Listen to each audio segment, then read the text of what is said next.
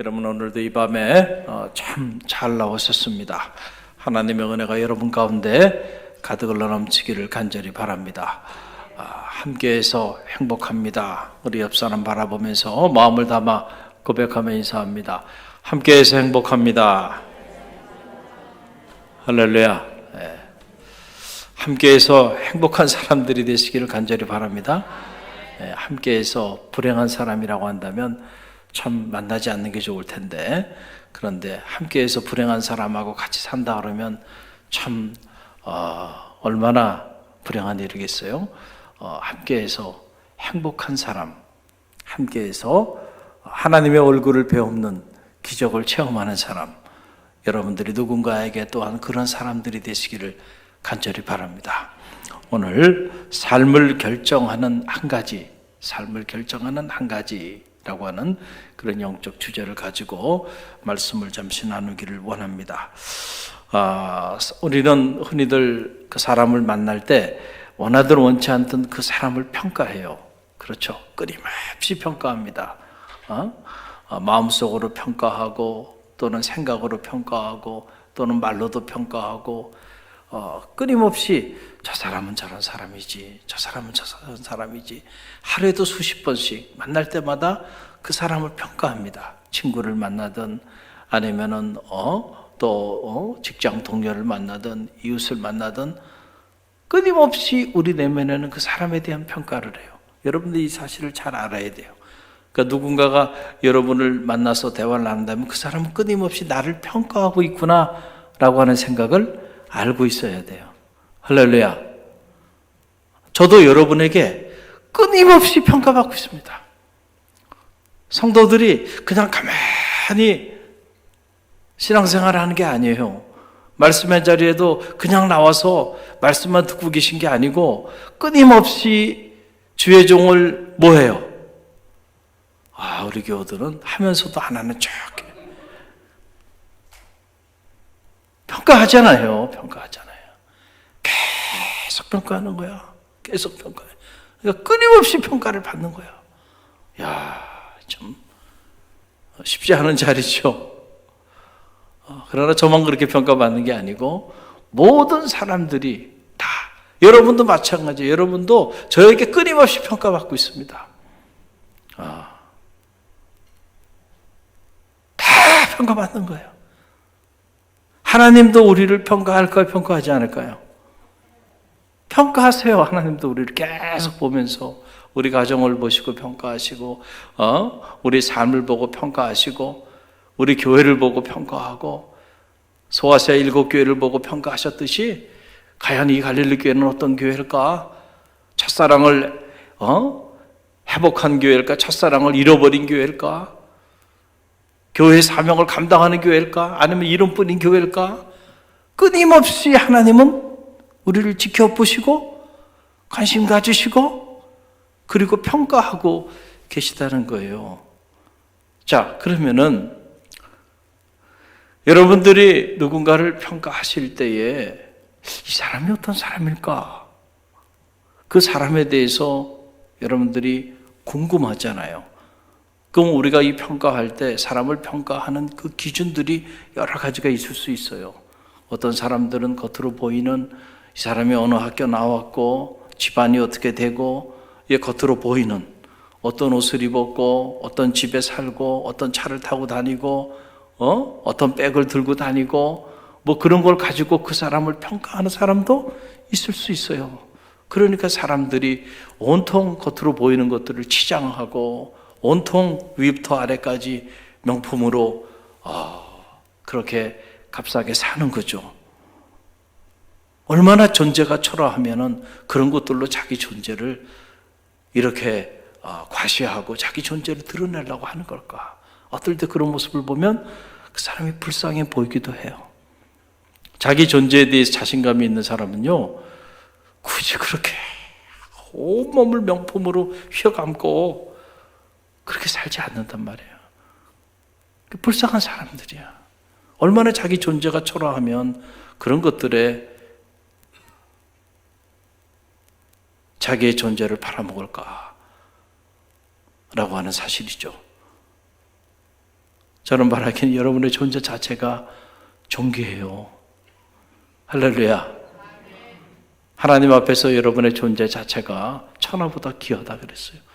우리는 하나님 앞에 그런 존재예요. 자기 자신에 대한 그런 면에서의 자존감을 가지시길 바랍니다. 자만심을 갖지 말고요, 자존감을 가지라는 거예요. 그러면 여유도 있고, 그러면 누가 조금 나를 무시하는 것 같아도 껄껄 웃어 넘길 수 있어요.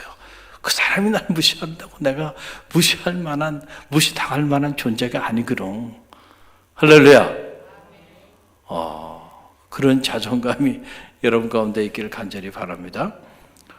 오늘 우리가 사람을 평가할 때, 과연 이 사람은 어떤 사람일까? 저는 그 사람을 평가할 때 이 사람이 어떤 갈망을 가지고 있는가, 그걸 본단 말이에요. 그걸 보면 이 사람이 어떤 사람이고 앞으로 어떤 사람이 되겠구나 라고 하는 것까지가 다 드러나요. 갈망, 이 사람의 마음속에 어떤 갈망을 가지고 이 사람이 살아가는가, 그걸 보면 이 사람이 어떤 사람인지, 그리고 앞으로 어떤 삶을 살 인물인지 알게 된다라고 하는 거예요. 갈망. 이 desire가 마음속에, 내면에 이 사람과 만나서 잠깐 스쳐 지나가고 차 한잔 마시고 대화를 나눠보면 이 사람이 뭐에 대해서 그렇게 갈급해하는지, 뭐에 대한 갈망이 그 안에 있는지 알 수 있어요. 그렇죠? 자기가 갈망하는 것에 대해서 말을 합니다. 갈망하는 것에 대해서 생각을 하고, 갈망하는 것에 대해서 계획을 하고, 그 갈망하는 것을 이루고자 몸부림치거든요. 어떤 사람은 아예 갈망 자체가 없는 사람도 있어요. 그런 분들은 이리 가지도 못하고 저리 가지도 못하는 사람들이, 마치 자동차로 말하면 자동차에 가스가 없어가지고 더 이상 자동차가 달릴 수 없는 사람. 갈망이 없다라고 하는 것은 그 사람 더 이상 움직이기 어려운 사람이라는 거예요. 오늘 여러분들이 이 자리에 이렇게 나오신 것도 가만히 보면 갈망이 있었기 때문에 이 자리에 온 거예요. 할렐루야. 그런데 어떤 갈망이 여러분에게 있었나요? 영적인 갈망이 있기 때문에 영적인 공동체에 이 불타는 금요일 밤 저녁에 이 자리에 나오신 거예요. 영적인 갈망이 전혀 없는데 목사님 어떡하다 보니 제가 지금 여기 있네요. 정말 그런 분이 있으면요, 치료가 필요합니다. 아니에요. 여러분 내면에 영적인 갈망이 있어. 적어도 그 영적인 갈망이 있기 때문에 오늘 이 자리에 오신 거예요. 갈망이요, 우리 삶을 움직이는 동력이 됩니다. 사람은 가만히 보면 자기가 갈망하는 걸 생각하고, 자기가 갈망하는 걸 계획하고, 자기가 갈망하는 걸 이루려고 자기 시간을 투자하며 살아가요. 그러니까 결국 이 사람이 뭘 갈망하는가, 그걸 보면 이 사람이 어떤 사람인가, 이 사람이 앞으로 어떤 일을 할 사람인가 다 드러나는 거예요.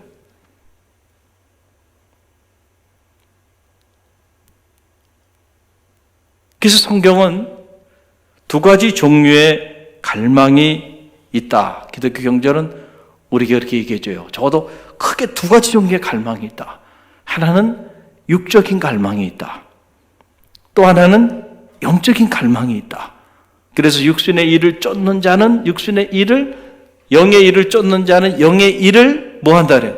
생각하나니 육신의 생각은 사망이요 영의 생각은 생명과 평안이라. 자, 육신의 일을 쫓는다는 건 뭐예요? 육신적인 갈망이 있는 사람이에요.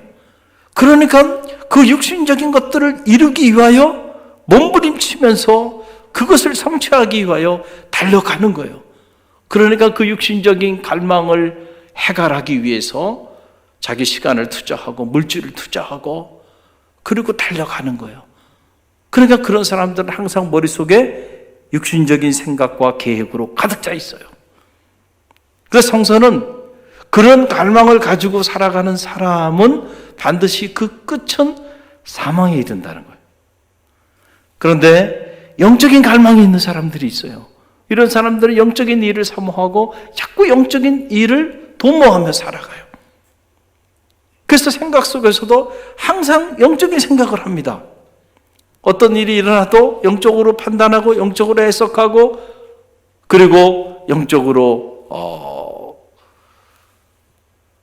기도하면서 나간단 말이죠. 그러니까 그런 사람들은 그 끝이 생명과 평안이라. 그러니까 오늘 우리가 어떤 갈망을 가지고 살아가느냐가 사망에 이르기도 하고 생명과 평안에 이르기도 한다라고 하는 그런 사실이에요. 그러니까 여러분 가만히 보세요. 우리가 우리의 내면에 지금 어떤 갈망이 타오르고 있는가를 점검해 보는 것은 너무나도 중요하죠. 자녀를 키우면서도 여러분의 자녀가 IQ가 얼마인가, 무슨 수학 문제를 잘 푸냐, 영어 단어를 몇 개 더 아느냐, 여러분 이것도 중요하지만은 그것보다 더 중요한 건 여러분의 자녀가 어떤 마음속에 어떤 갈망을 가지고 살아가는 자녀인가를 점검해 보고 그 자녀가 어떤 갈망을 가지고 살아가게 해야 하겠는가라고 하는 사실을 여러분들이 생각하면서 선한 갈망을 가질 수 있도록 자녀를 양육하는 부모가 지혜로운 부모인 거예요. 할렐루야. 세상에서는 가르쳐주지 않는 지혜예요. 그러나 정말로 중요한 지혜입니다. 저는 여러분의 자녀들이 영적인 갈망을 가지고 살아가는 자녀가 되길 간절히 바랍니다. 세상적인 학문은 인생을 사는 데 있어서 필요한 도구가 돼요. 그러나 우리 인생의 목적이 되시는 분은 하나님이시죠. 그러니까 우리가 인생을 사는 도구를 취하기 위해서 시간과 물질과 에너지는 다 쓰는데 정작 인생의 궁극적인 목적이 되시는 그 하나님을 잃어버리고 살아간다고 한다면 얼마나 허망한 인생이겠어요. 여러분의 자녀들이 여러분의 자녀들의 인생의 궁극적인 목적이 되시는 하나님을 발견하고 그 하나님에 대한 갈망을 갖는 그런 자녀가 되도록 양육하시기를 바랍니다. 할렐루야. 그걸 잃어버리고 다른 껍데기들을 추구하다가는 결국 인생을 다 산 이후에 남는 건 후회밖에 없다. 결국은 그 끝은 사망에 이르게 된다라고 하는 그런 사실입니다. 우리는 다윗을 묵상하고 있죠. 오늘 이 다윗이 어떻게 다윗 될 수 있었을까? 가만히 시편을 묵상해 보세요. 결국 다윗은 남다른 하나님에 대한 영적인 갈망이 탁월했던 인물이었다라고 하는 사실이에요. 부인할 수 없는 사실이에요. 야, 다윗이 하나님을 이렇게 갈망했구나. 하나님의 거룩한 성전을 이렇게 갈망했구나. 그러니 하나님이 어떻게 이렇게 자신에 대한 갈망을 가지고 살아가는 다윗을 외면할 수 있었을까? 하나님의 관심은 하나님께 갈망을 하는 자들에게 하나님의 관심은 거기 머물러 있다라고 하는 사실이에요. 그래서 누가 하나님을 만납니까?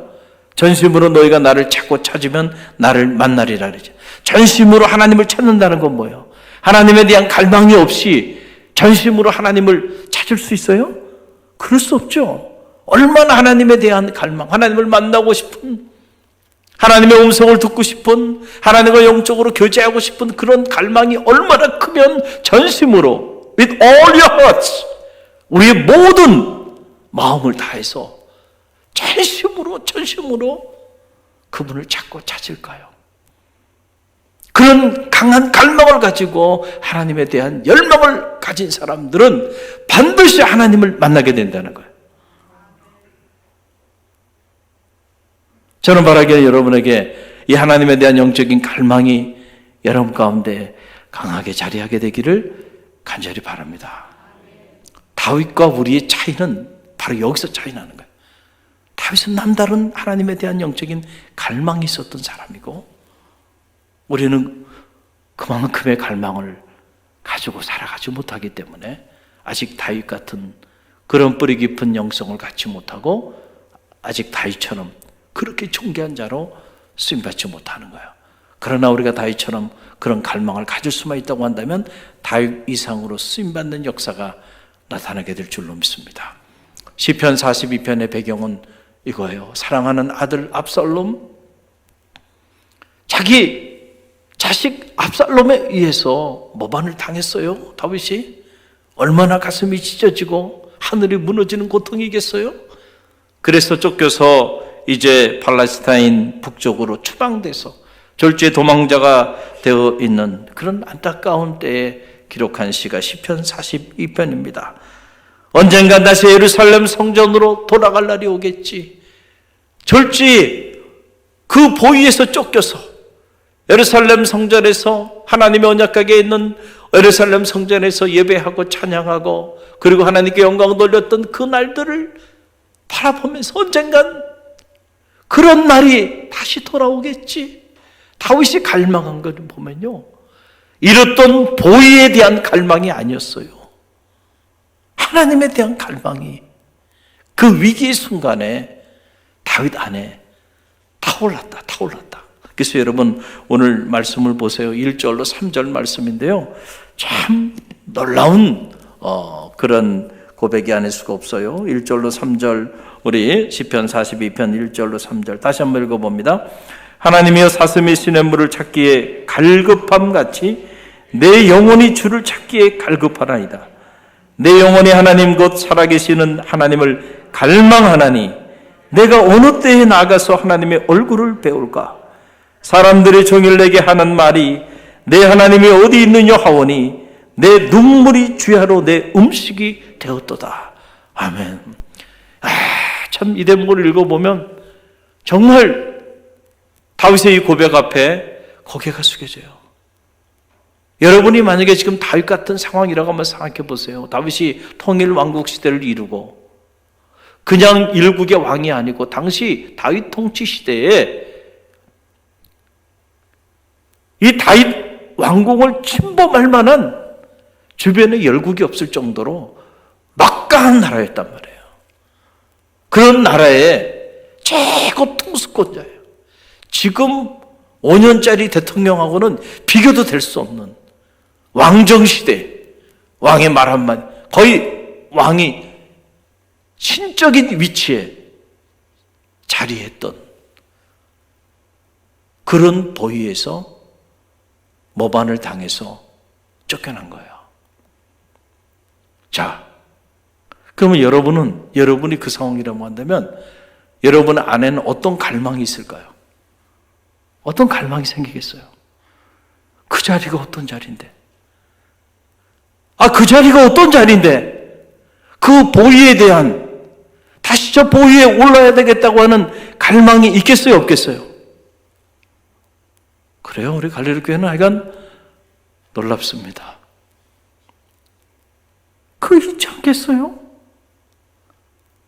그 엄청난 자리를 빼앗겼단 말이에요.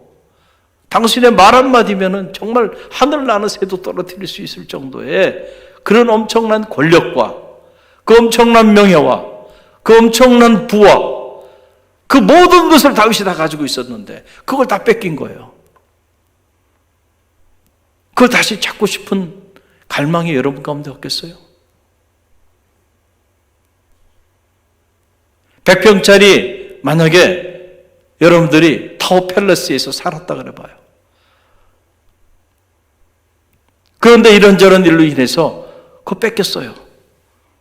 그래서 저 사글세 5평도 안 되는, 만약에 여러분들이 그런 곳에 지금 살고 있다고 생각해 보세요. 여러분 안에는 어떤 갈망이 일어날까요? 한번 생각해 보세요. 어떤 갈망이 일어날까요? 여러분이 어떤 기업의 CEO가 됐는데 그 자리에 누군가 여러분을 힘들게 하는 그 일 때문에 너무나도 억울하게 그 자리에서 밀려서 여러분들이 먹고 살기 위해서 알바를 하고 있다고 한번 생각해 보세요.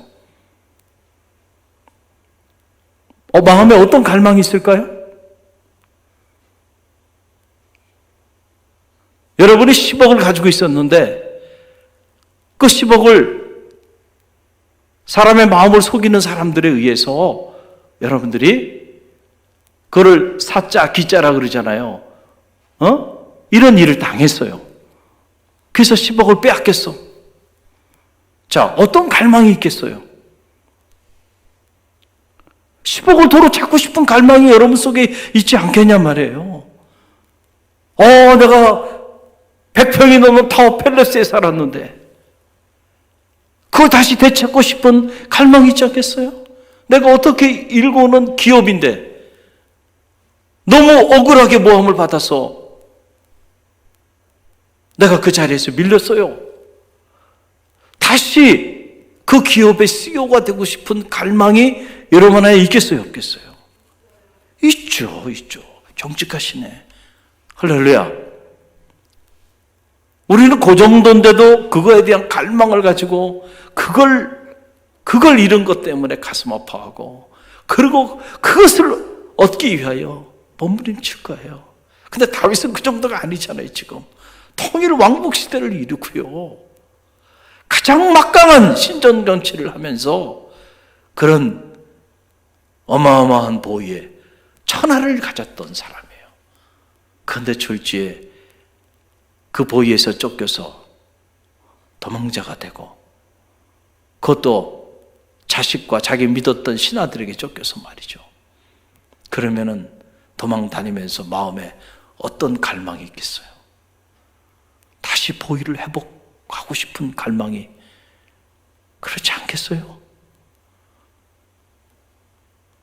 그런데 어떻게 오늘 이 시편 42편을 읽어보면 다윗이 그런 보위에 대한 갈망, 자기의 어떤 그 권력에 대한 갈망, 자리에 대한 갈망, 그 부귀와 영화에 대한 갈망, 자신이 누렸던 그것을 다시 회복하기 위한 그런 갈망이 아니고요. 지금 다윗의 갈망을 보면 다윗의 갈망은 이런 육적인 갈망이 아니고 그 상황에서 영적인 갈망이 작동되고 있다는 사실이에요. 참 여기서 참 놀랍구나 라고 하는 사실을 알게 돼요. 하나님의 사슴이 시냇물을 찾기에 갈급함처럼 내 영혼이 주를 찾기에 갈급하나이다.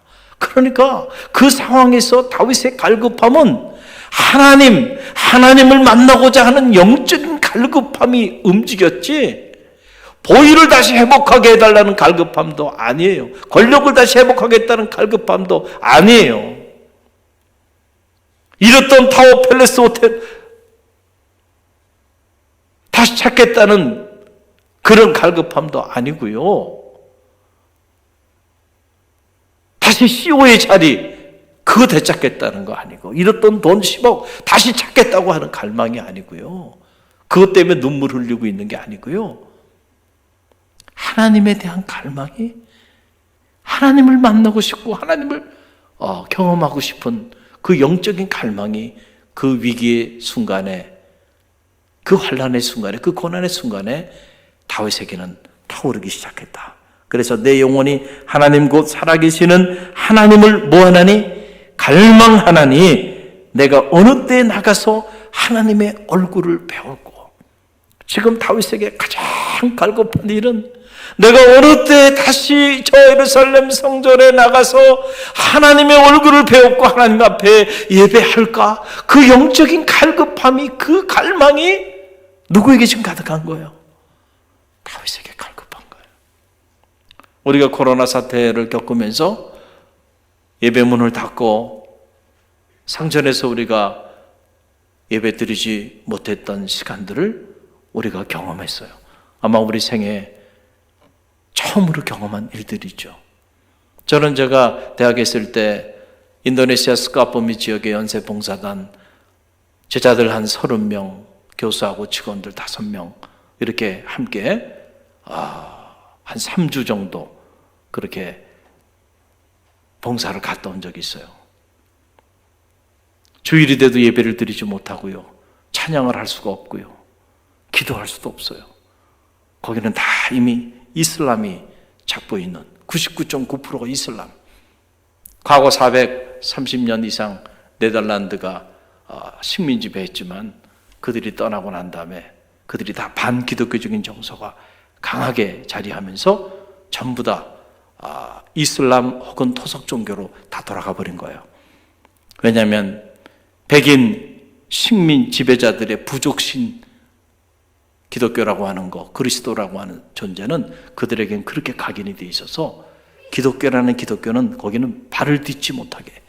동남아시아 대부분이 그래요. 그래서 동남아시아 전역이 기독교 인구 2% 혹은 3%로 전락하고 말았어요.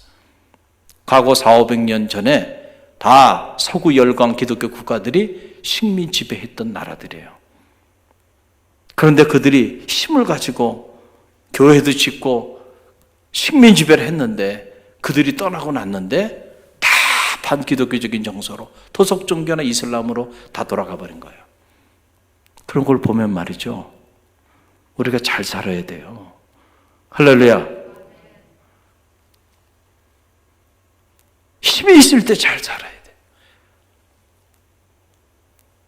선한 영향력을 끼치지 못한 거예요.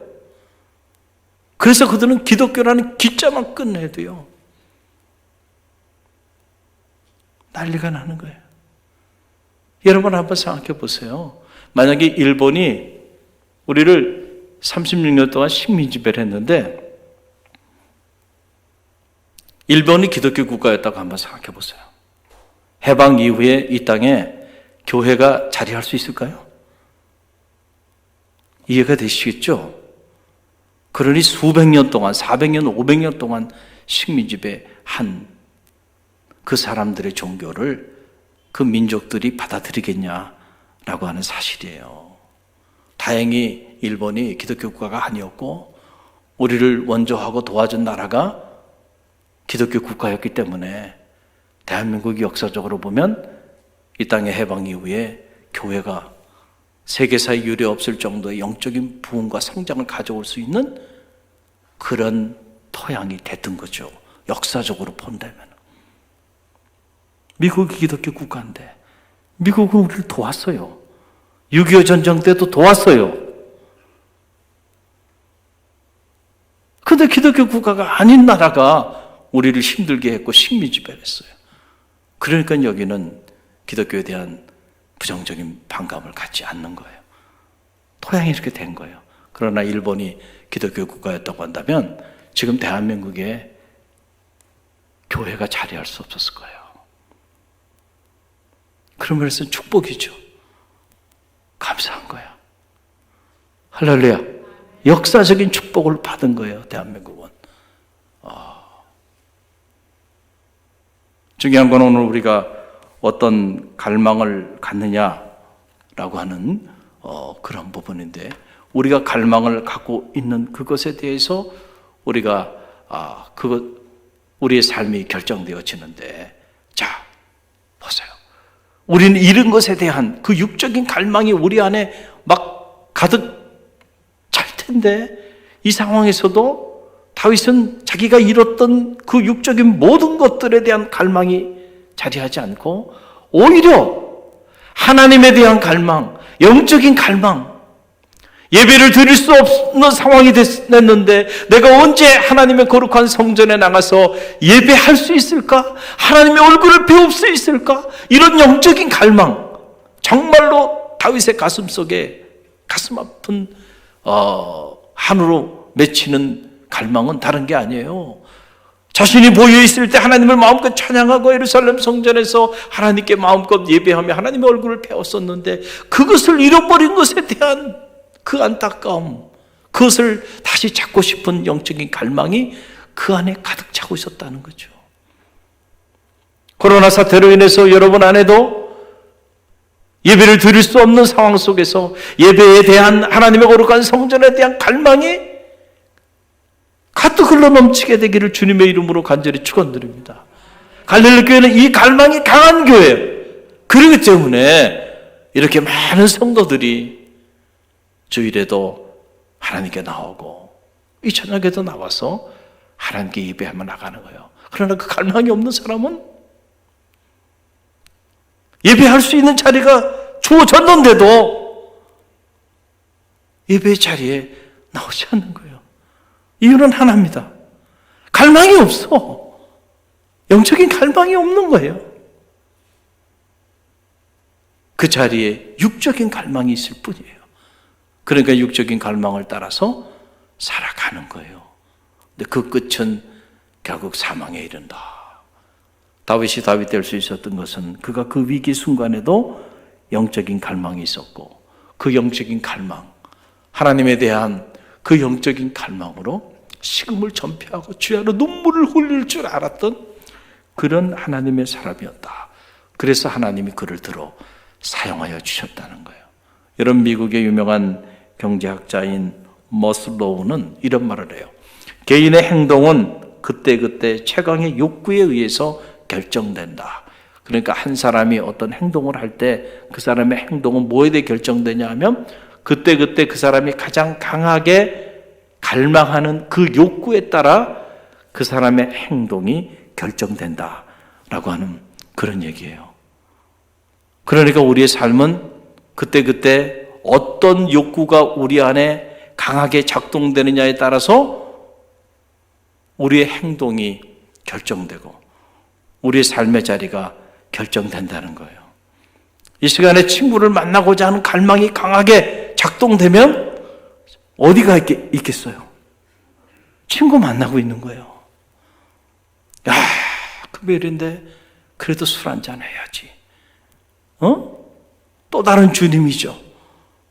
그 알코올에 대한 갈망이 강한 사람은 술 한잔 해야 되는데 혼자 마실 수는 없고 누구누구 불러서, 그래서 결국은 그 갈망이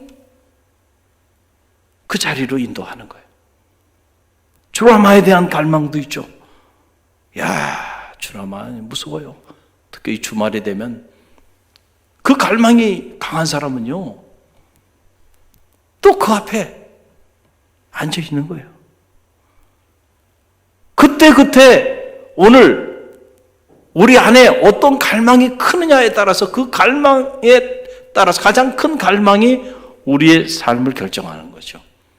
그래서 우리의 욕구는 적어도 4가지 종류의 욕구가 있다는 거예요. 하나는 생리적인 욕구가 있다, 인간은. 생리적인 욕구. 그렇죠?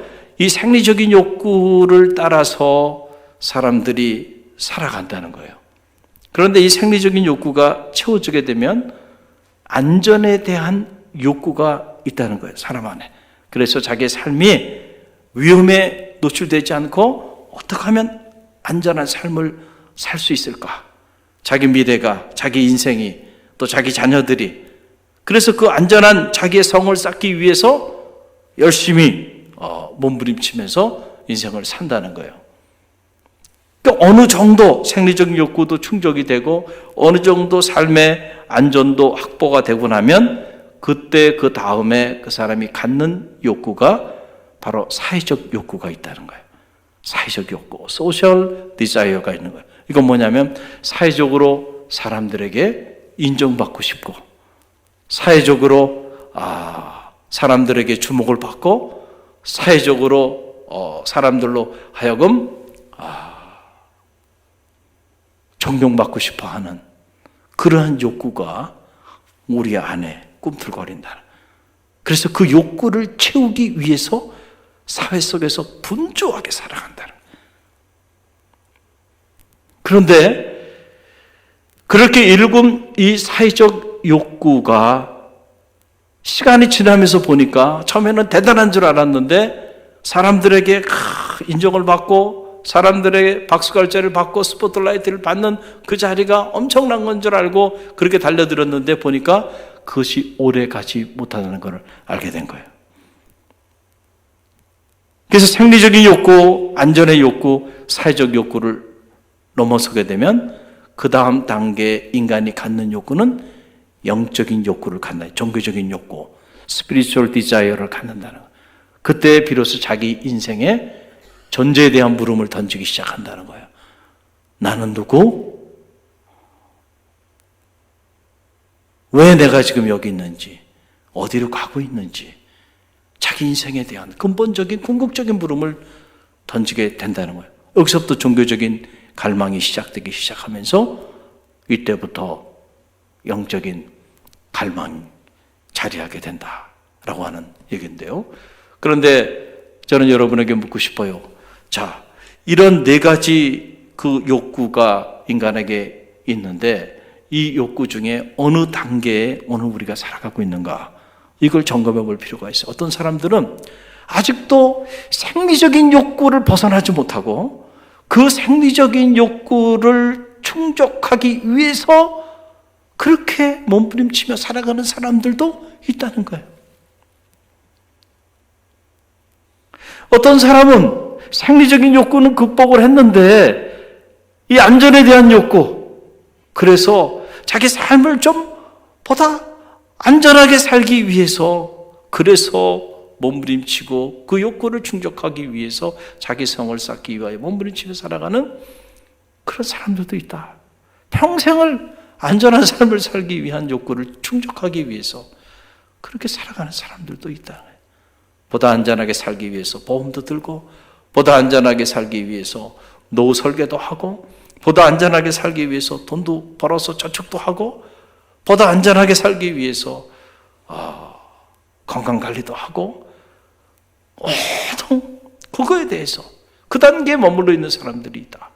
근데 어떤 사람은 그 단계가 어느 정도 되고 난 다음에 사회적 욕구 단계에 머물러 이제 사회에서 인정받고 싶어서 사회활동을 활발하게 하는 그런 단계에 있는 사람들도 있다. 사람마다 단계가 다 다르다는 거예요. 적어도 이 자리에 계신 분들은 그 단계를 넘어서신 분들이에요. 할렐루야. 여러분들에게는 지금 어떤 욕구가 작동되는 사람들이에요? 영적인 욕구가 작동되는 분들이에요. 할렐루야. 그런데 가끔은 겉으로는 영적인 욕구가 작동되고 있는데 실제 실상으로 들어가 보면, 내용으로 들어가 보면 그 내용에 하나님이 계신 것이 아니고 다시 생리적인 욕구와 안전에 대한 욕구와 사회적 욕구가 그 안에 내용으로 자리하고 있는 사람들도 있을 수 있다. 그걸 기복신앙이라 그래요. 저는 바라기는 여러분에게 우리 인생의 목적이 되신 하나님, 그분이 여러분의 삶의 목적이 되시길 간절히 바랍니다. 그 하나님에 대한 영적인 갈망이 여러분 가운데 있기를 간절히 바랍니다. 그럴 때에 구하지 아니한 것까지 채우시는 하나님의 은혜. 그래서 너희는 먼저 그의 나라와 그의 의를 구하라. 그리하면 이 모든 것을 너희에게 더하여 주시리라. 주님이 말씀하신 이 말씀을 갈망의 차원에서 본다고 한다면 정말로 우리가 우리의 생리적인 욕구나 안전에 대한 욕구나 사회적인 욕구, 이런 육적인 욕구를 넘어서서 하나님의 나라와 하나님의 의를 갈망하고 그 하나님의 나라와 하나님의 의를 찾고 그것을 위하여 기도할 수 있다고 한다면, 그런 단계에 우리의 갈망이 머문다고 한다면 구하지 않은 이 모든 것을 너희에게 더하여 주시겠다라고 하는 그런 말씀이에요. 사랑하는 갈릴리교회 성도 여러분, 오늘 이 밤에 하나님 품에 잘 나오셨습니다. 한번 여러분이 여러분 자신을 점검해보는 밤이 되시길 간절히 바랍니다. 과연 내 내면에는 어떤 욕구가 더 강하게 작동되고 있는지, 저는 바라기는 여러분 안에 하나님에 대한 영적인 갈망이 강하게 작동되어지는 밤이 되기를 간절히 바랍니다. 다윗처럼 모든 것을 잃어버린 순간에도 하나님만은 잃어버리지 않고자 하는 이 열망, 하나님께 예배하는 자리만큼은 잃어버리고 싶지 않은, 다시 그 자리를 회복하고 싶은 그 열망, 하나님의 얼굴을 배우고 싶은 그 열망 때문에 주야로 눈물을 흘리는, 모든 것을 잃어버린 그 자리에서 야, 이게 가능할까? 이게 가능할까? 오늘 우리가 그런 다윗 같은 갈망을 가질 수만 있다고 한다면 하나님은 다윗과 함께 하셨듯이 우리와도 함께 하셔서 우리가 어떤 형편에 있든지 간에 반드시 회복시켜 주실 것이고요, 오늘 우리가 겪고 있는 이 고난과 환난과 역경이 오히려 우리의 삶을 통하여 하나님을 영화롭게 하는 그런 재료들로 사용하여 주실 거예요. 중요한 건 오늘 우리의 갈망입니다. 하나님에 대한 갈망이 타오르는 밤이 되기를 바랍니다. 그 갈망을 가지고 찬양하고 그 갈망을 가지고 기도합시다. 그럴 때 여러분의 갈망을 따라 하나님께서 역사하여 주실 줄로 믿습니다.